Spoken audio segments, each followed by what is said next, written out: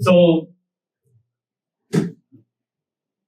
first of all, I would like to give a warm welcome to respected Param Adarani, Param Pujaniya Swami Bodhiji Maharaj. Of course, all we are here to get some knowledge based on our Srimad Bhagavad Gita. Bhagwan, Gita, Eat, blessings, Kripa. All we wanted to have a blessings of God and God is definitely, but it is not necessary that what we are expecting, all we are going to have it. But if we are blessed, the blessing is definitely going to take care of everything in our life. कल सौभाग्य था कि स्वामी जी के साथ में हम सब लोगों का बड़ा अच्छा सत्संग लगभग 2 घंटे तक कैसे निकल गया पता ही नहीं चला।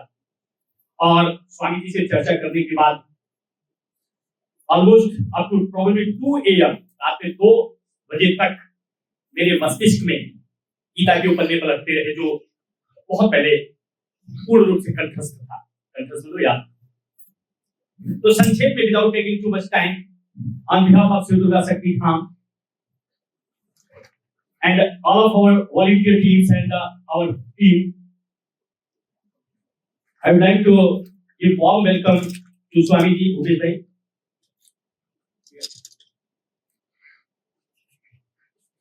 Swami Ji.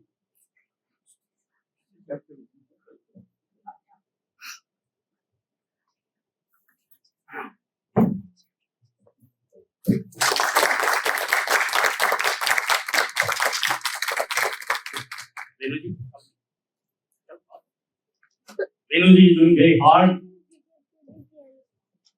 for taking care of our Hindu Sanatan Dharma.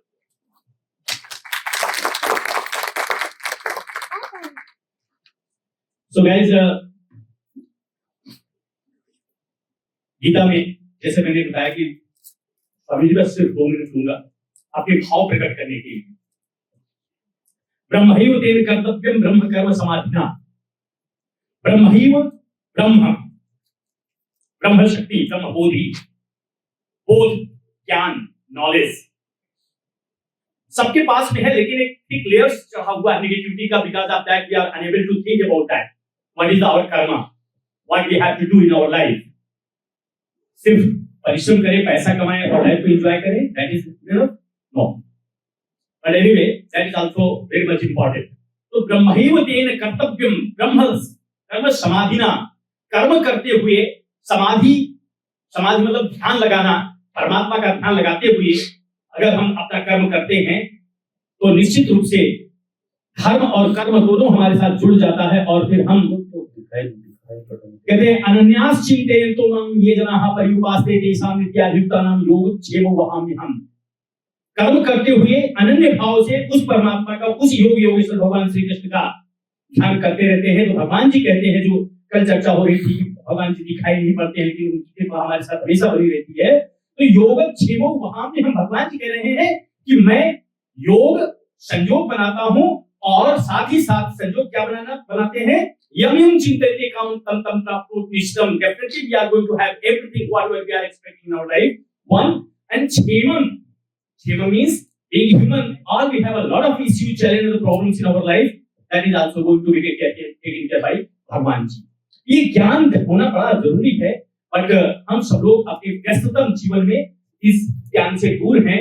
समय समय पर संत, महात्मा, ऋषि, ज्ञानी, महापुरुष, उनका अगर दर्शन हो जाता है तो दर्शन होते ही हमारे जीवन की अनेकों प्रकार की नेगेटिविटीज धीरे धीरे दूर होने लगती हैं और हम सब सौभाग्यशाली हैं कि आज हमारे बीच में संत, महात्मा और परमात्मा। कहते हैं संत परमात्मा का स्वरूप होता है। कहते हैं संत मिलन को चाहिए तरी ममता अरुमोह, और जो जो पग आगे बढ़े कोट यज्ञ फल होए। संतों का दर्शन करने के लिए अगर हम एक कदम आगे जाते हैं तो 100 यज्ञ के फल के समान होता है। आप लोग 10 माइल से 15 माइल से 20 माइल से 25 माइल से आए हैं, तो उसको आप मल्टीप्लाई कर लीजिए, उतना यज्ञ का फल मिलने लगता है। लेकिन ये भावना होनी चाहिए, और यहाँ तो आप नहीं आए हैं, साक्षात परमात्मा के रूप में स्वामी जी हम सब लोगों को दर्शन नहीं देने के लिए, बल्कि किताब करने के लिए अपने बच्चों के माध्यम से, अपनी वाणी के माध्यम से, अपने ज्ञान के माध्यम से हम सब लोगों को कृतार्थ करने के लिए आए हैं। बहुत बहुत आभार सहित धन्यवाद स्वामी जी का।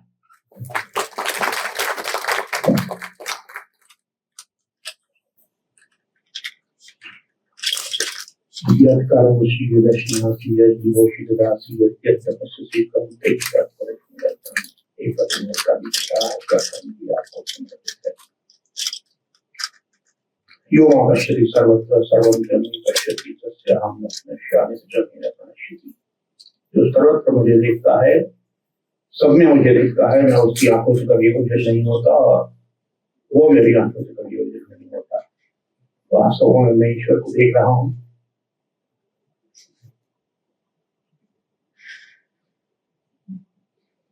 ऐसे तो पंडित जी ने बताया गीता पर चर्चा की बात की है, लेकिन भगवद गीता पर सारी चर्चा करने के पूर्व मैं कुछ व्यवहारिक बातों पर चर्चा करना चाहूंगा आपसे।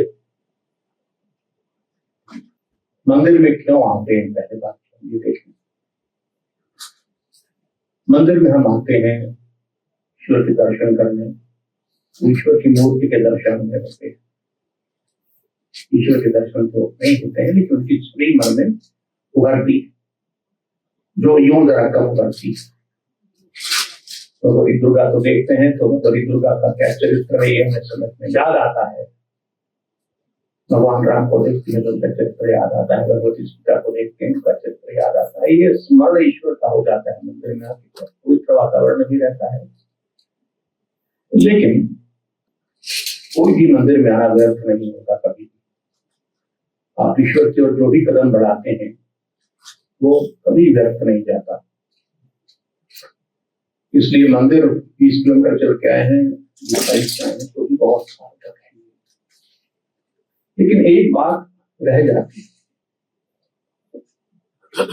ईश्वर के दर्शन वास्तव में कैसे नहीं, ये तो उनकी मूर्ति के दर्शन है।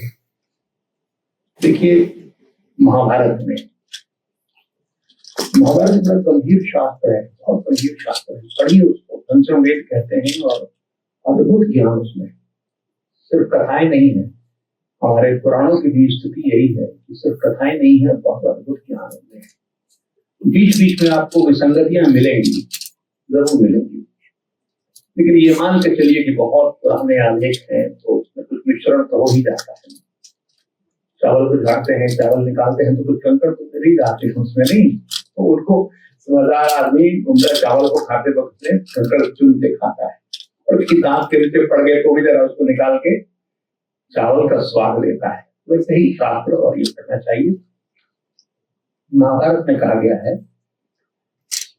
कि ईश्वर की प्राप्ति, किसी भी योग की सिद्धि कितने समय में होती है। आखिर जाना तो चाहिए हमको, 20 वर्ष से मंदिर आ रहे हैं भाई, तो कैसे होगा ये, तो हमें तो पता चलना चाहिए कितने वर्ष आना पड़ेगा हमें।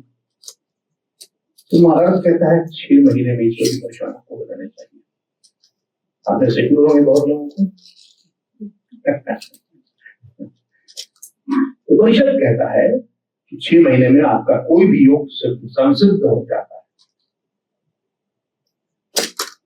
मैं आपको ये बता दूं कि व्यवहार में ये जो बातें कथन है महाभारत का और जो उपनिषद का कथन नहीं है, लेकिन वो 6 महीने का समय जो बताया जा रहा है वह पूर्णकालिक समय है।